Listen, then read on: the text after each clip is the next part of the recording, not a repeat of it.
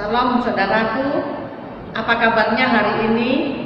Pasti semua luar biasa. Saya percaya semuanya dalam keadaan baik dan diberkati oleh Tuhan. Selamat kita bertemu kembali melalui ibadah online. Mari saudara, kita menyatukan hati kita, pikiran kita mau menyembah Tuhan. Kita masuk di dalam hadirat-Nya, kita mau menyenangkan hatinya. Terlebih dahulu mari kita berdoa. Bapa di surga, kami mengucap syukur sebab Engkau sungguh baik di dalam kehidupan kami. Kalau kami ada sampai hari ini, semuanya hanya karena anugerah dan kasih setia Tuhan. Biarlah Bapa, melalui ibadah online ini, kami hendak memuji, meninggikan nama Tuhan bersama sidang jemaat dimanapun berada, dari rumah ke rumah, dimanapun mereka berada. Satukan roh kami ya Tuhan, ya kami memuji, meninggikan nama Tuhan bersama-sama. Kami percaya kehadiran kuasa Roh Kudus nyata di dalam kehidupan kami, pribadi lepas pribadi, keluarga lepas keluarga. Dan pimpinlah ibadah ini ya Tuhan, mulai dari awal, pertengahan, hingga pada akhirnya, hanya di dalam nama Tuhan Yesus Kristus. Haleluya, amin. Saudaraku, mari kita mau menyembah Tuhan, kita mau meninggikan namanya.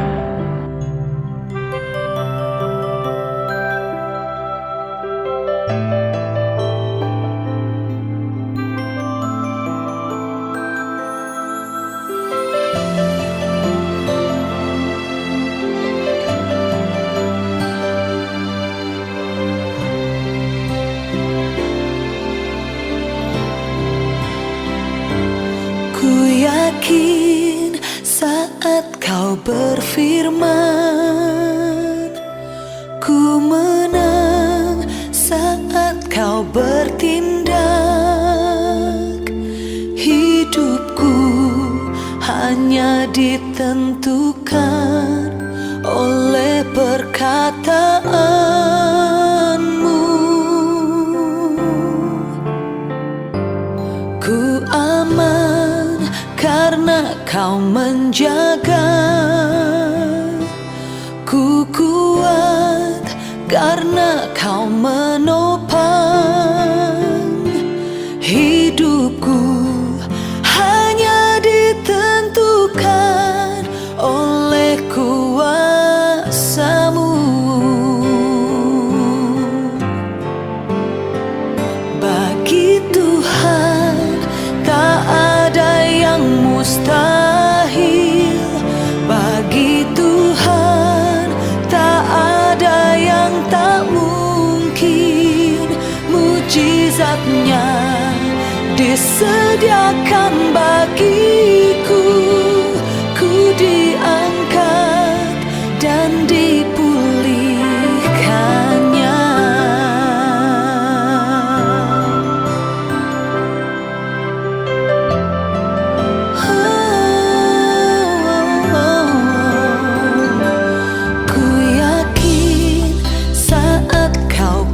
Firman, ku menang saat kau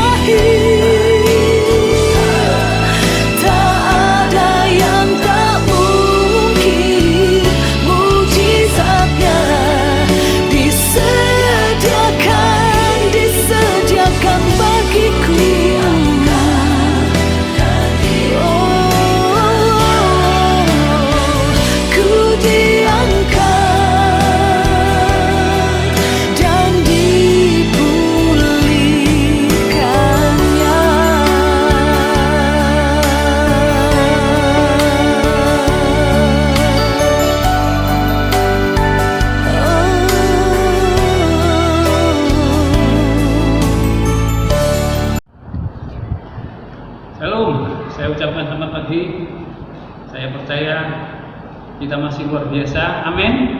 Nah, mari kita bersama-sama mendengarkan firman Tuhan.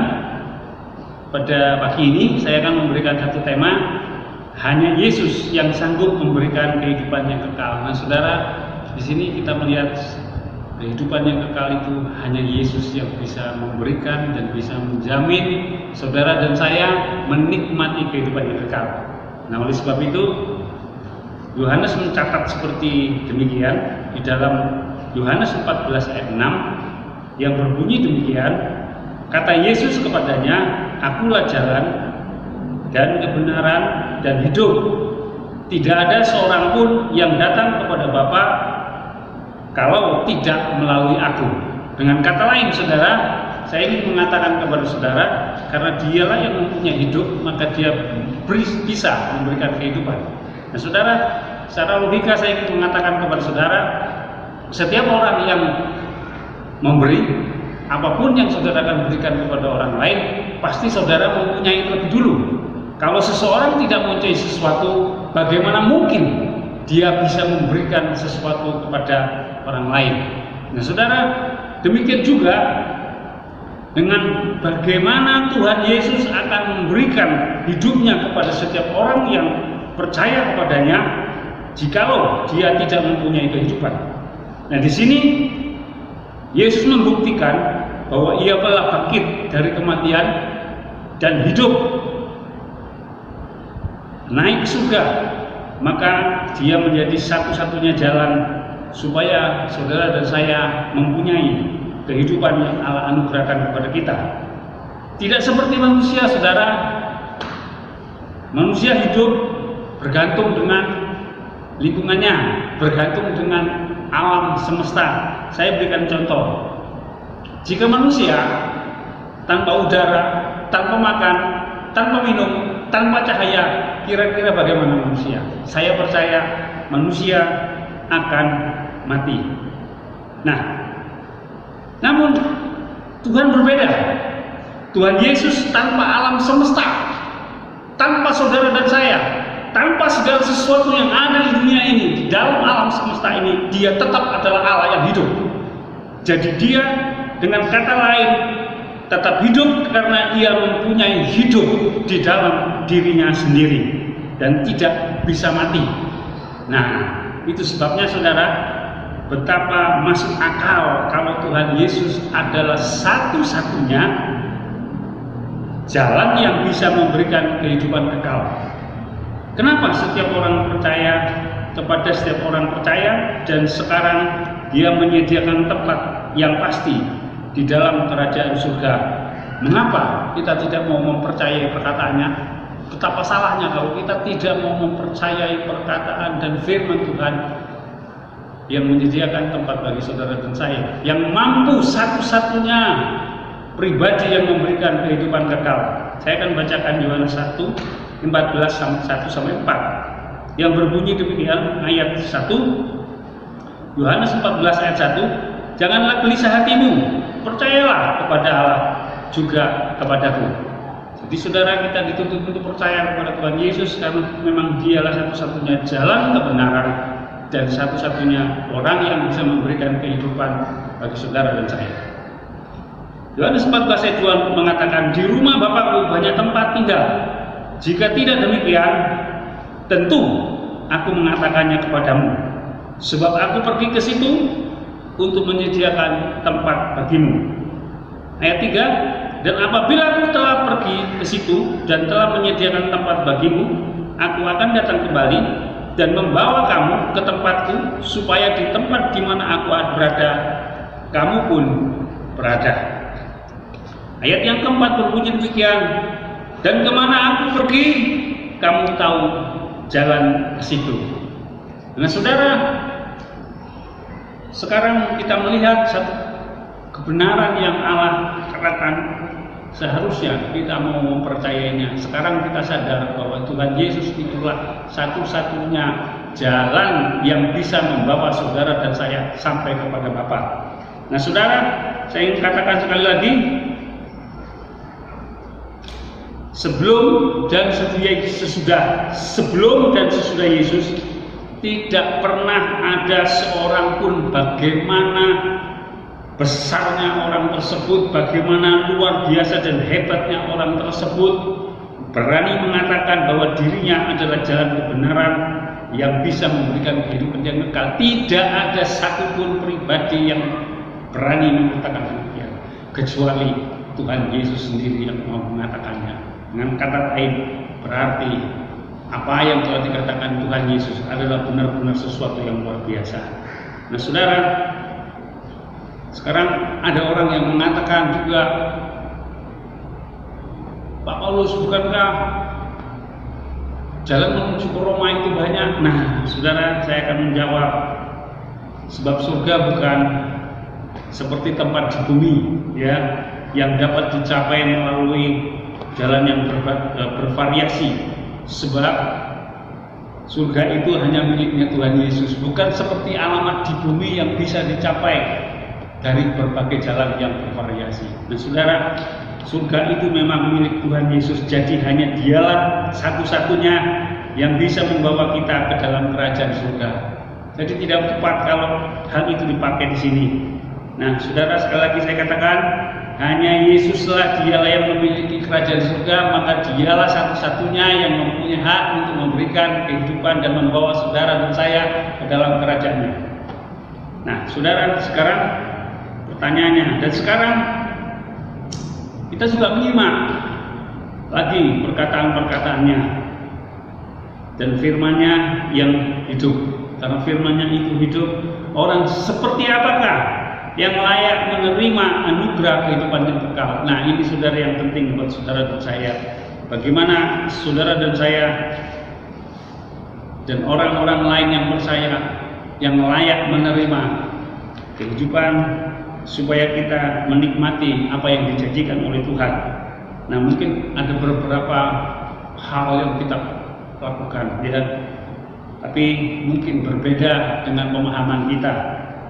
Yang pertama, setiap orang yang bisa layak menerima kerajaan surga adalah satu, setiap orang yang dosanya sudah diampuni. Nah saudara jangan lupa, yang pertama orang yang layak menerima Tuhan Yesus, menerima janji Tuhan Yesus untuk hidup yang kekal, yang pertama adalah setiap orang yang dosanya sudah diampuni. Nah saudara, bagaimana jalan keampunan itu? Saudara dan saya telah menikmati pengampunan itu. Tidak ada jalan lain, hanya melalui darah Kristus yang dicurahkan di Kalvari.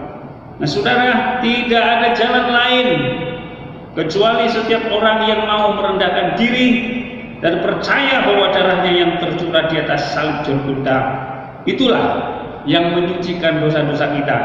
Jadi saudara, berbahagialah saudara dan saya yang mau mempercayai apa yang sudah dilakukan oleh Tuhan Yesus, karena tidak semua orang yang terbuka mata hatinya saudara.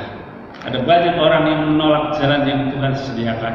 Mereka mencari jalan dengan caranya sendiri. Saya percaya dia tidak akan sampai kepada Bapa. Oleh sebab itu saudara adalah orang yang berbahagia.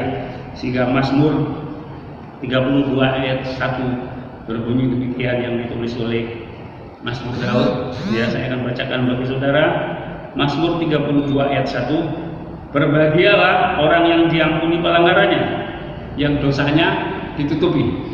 Nah saudara, betapa berbahagianya. Hanya Yesus yang mati di kayu salib itulah yang mampu menebus dosa saudara dan saya. Tidak ada jalan lain. Dan Roma 4 ayat 7 juga berkata, berbahagialah orang yang diampuni pelanggaran-pelanggarannya dan yang ditutupi dosa-dosanya. Nah saudara, betapa saudara dan saya menjadi orang-orang yang berbahagia karena saudara dan saya yang percaya kepada berita Injil tentang keselamatan yang telah dilakukan oleh Tuhan. Saudara dan saya menikmati anugerah keselamatan, menikmati pengampunan dosa, menikmati pemulihan status saudara dan saya yang tadinya saudara dan saya menjadi seteru Tuhan. Sekarang saudara dan saya dipulihkan menjadi anak-anak Tuhan yang luar biasa. Nah saudara, yang kedua, orang yang layak menerima kehidupan kekal adalah orang yang mau mengubah jalan hidupnya, Ya saudara, orang yang mau mengubah jalan hidupnya yang salah menuju hidup yang benar. Nah saudara, saya percaya itulah ketika Yesus mengajarkan, hendaklah engkau bertobat karena kerajaan Allah sudah dekat. Itu dengan kata lain adalah orang yang berbahagia yang mendengar itu, yang mau mengubah cara hidupnya yang salah menuju kepada kehidupan yang benar. Nah saudara, itulah orang-orang yang layak ketika dia sudah diampuni dosanya. Maka sekarang kita hidup sebagai orang-orang yang menuju kepada hidup yang benar. Dan saudara, saya percaya tidak ada seorang pun di dunia ini yang tidak pernah melakukan kesalahan.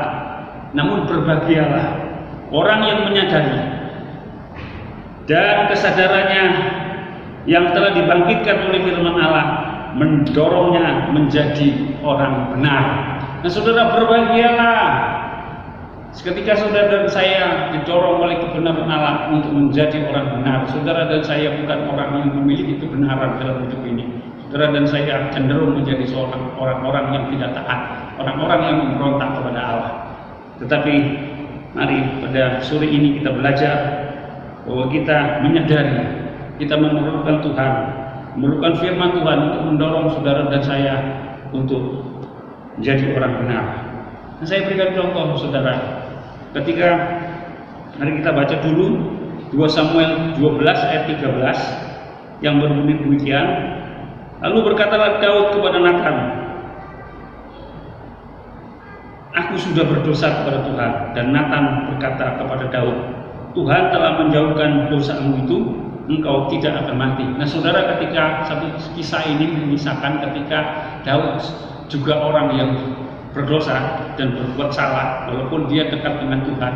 Saya percaya saudara dan saya boleh dekat dengan Tuhan, tetapi hati-hati saudara hidup ini, sebab kita tidak kebal untuk melakukan, tidak kebal terhadap dosa. Nah Daud pun juga demikian, karena dia tidak hati-hati di dalam hidup ini, maka dia terjebak di dalam sebuah dosa untuk mengambil istri Uria. Nah saudara, disitulah Allah menegur Daud lewat Nabi Nathan, seorang raja yang ditegur oleh seorang nabi. Biasanya seorang raja ketika ditegur kesalahannya, dia akan marah, dia menganggap dirinya adalah orang yang berkuasa. Tetapi Daud tidak demikian. Ketika Nabi Nathan disuruh Tuhan untuk menegur Daud, maka Daud menyadari dan dia mengatakan, aku telah berbuat dosa. Nah saudara, dengan pengakuan ini itu berbicara, Daud disadarkan kembali oleh kebenaran firman Allah, sehingga Daud mulai meninggalkan, mengubah cara hidupnya yang salah menuju kepada kehidupan yang benar. Dan saya percaya ketika saudara dan saya mengubah cara hidup kita, terus menerus mengubah, kita melihat diri kita mengoreksi diri kita dengan kebenaran firman Allah. Jangan mengoreksi diri kita dengan kehidupan, membandingkan dengan kehidupan orang lain, tetapi kita mengoreksi dengan firman Allah. Saya percaya di situ kita mendapatkan sesuatu bahwa kita sebenarnya bukan orang yang baik dan luar biasa. Oleh sebab itu biarlah firman Allah mendorong saudara dan saya menjadi orang benar. Yang ketiga saudara, terakhir, orang yang layak menerima kehidupan yang kekal di dalam kerajaan surga adalah orang yang melakukan firman Allah dan yang tidak menyangkal namanya. Nah saudara, betapa luar biasanya ini ketika Yohanes juga saat dibuang di Pulau Patmos, dia menerima wahyu Allah, sehingga dituliskan di situ yang berbunyi demikian di dalam Wahyu 3 ayat 8. Saya akan bacakan bagi saudara. Aku tahu segala pekerjaanmu, lihatlah, aku telah membuka pintu bagimu yang tidak dapat ditutup oleh seorang pun. Aku tahu bahwa kekuatanmu tidak seberapa, namun engkau menuruti firmanku dan engkau tidak menyangkal namaku. Nah saudara, Yesus telah membuka pintu dan jalan bagi saudara dan saya untuk sampai kepada Bapa. Tidak ada seorang pun yang bisa menutup. Itu sebabnya saudara, Yesus tahu kekuatan kita tidak seberapa, tetapi Dia ingin saudara dan saya untuk menuruti firman dan tidak menyangkal firman Tuhan, walaupun kita seringkali ada di dalam kesulitan di dalam hidup ini. Nah saudara, saya percaya saudara yang berbahagia yang mendengarkan firman ini, Biarlah saudara menjadi orang-orang yang layak menerima kehidupan kekal yang Tuhan sediakan bagi kita. Nah saudara, jangan lupa orang-orang layak, saya ulangi lagi, menerima kehidupan kekal di dalam kerajaan surga adalah setiap orang yang Tuhannya sudah yang satu. Kedua, orang yang mau mengubah jalan hidupnya yang salah menuju hidup yang benar. Nah saudara, yang ketiga, orang yang melakukan kebenaran firman Allah dan tidak menyangkal nama Tuhan Yesus. Saya percaya biarlah firman ini akan memberkati saudara dan saya. Saya ucapkan. Saudaraku, kita sudah mendengarkan kebenaran firman Tuhan yang menambahkan iman kita, meneguhkan setiap hati kita ketika kita percaya kepada Tuhan. Biarlah kita bersyukur masih ada firman Tuhan yang akan memberikan pertumbuhan iman, pertumbuhan rohani kita. Mari kita berdoa terlebih dahulu karena sebentar kita akan memasuki sakramen perjamuan kudus. Haleluya. Bapa di surga, kembali kami mengucap syukur buat segala kebaikan dan kemurahan Tuhan yang kami alami, sehingga kami masih mendengar firman-Mu Tuhan yang menerangi hati dan pikiran kami. Kami bersyukur ketika kami percaya kepada Tuhan Yesus, sebab di dalam Tuhan Yesus ada janji keselamatan.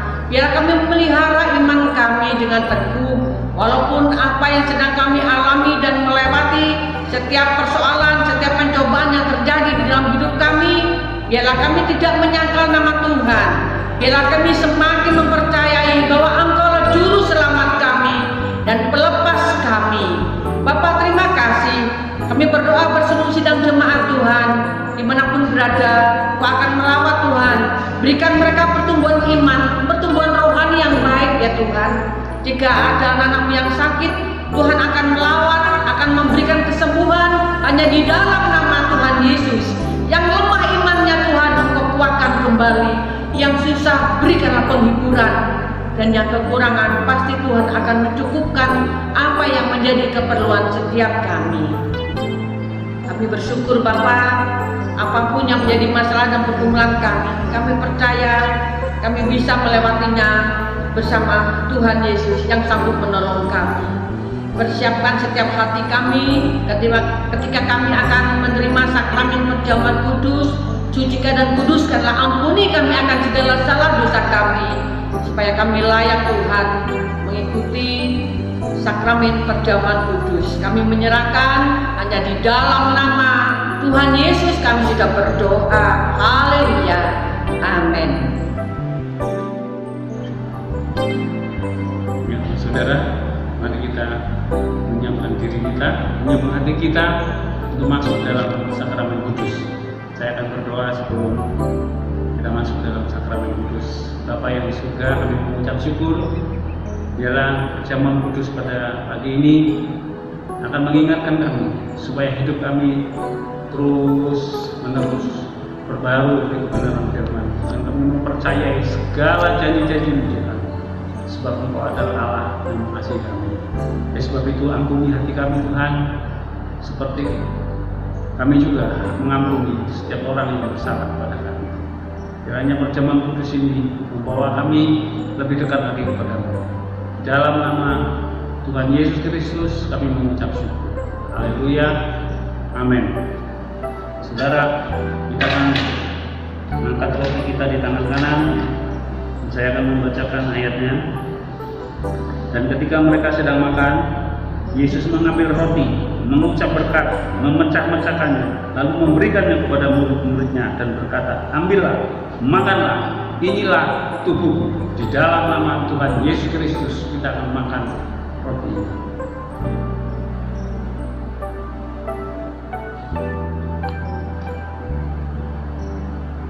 Sekarang cawan tangan kanan saudara. Sesudah itu ia mengambil cawan, mengucap syukur, lalu memberikannya kepada mereka dan berkata, "Minumlah kamu semua dari cawan ini, sebab inilah darahku, darah perjanjian yang ditumpahkan bagi banyak orang untuk pengampunan dosa. Akan tetapi aku berkata kepadamu, mulai dari sekarang aku tidak akan minum lagi hasil pokok anggur ini sampai pada hari aku meminumnya, yaitu yang baru bersama-sama dengan kamu dalam kerajaan Bapakku. Di dalam nama Tuhan Yesus Kristus kita akan sambut sakramen ini. Haleluya. Haleluya.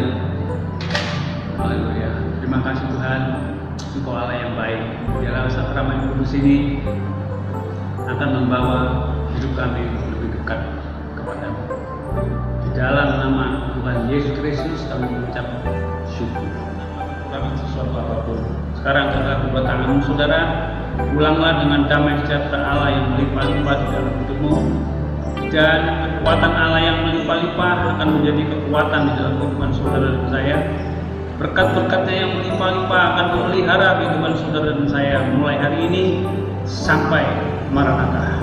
Semua ini kami terima dalam persekutuan dengan Allah Bapa dan Putranya yang tunggal, yaitu Yesus Kristus Tuhan kita, dan Roh Kudus menjamin saudara dan saya akan menikmati setiap janji-janji Allah. Di dalam nama Tuhan Yesus Kristus yang percaya boleh katakan amin. Selamat pagi, Tuhan Yesus memberkati.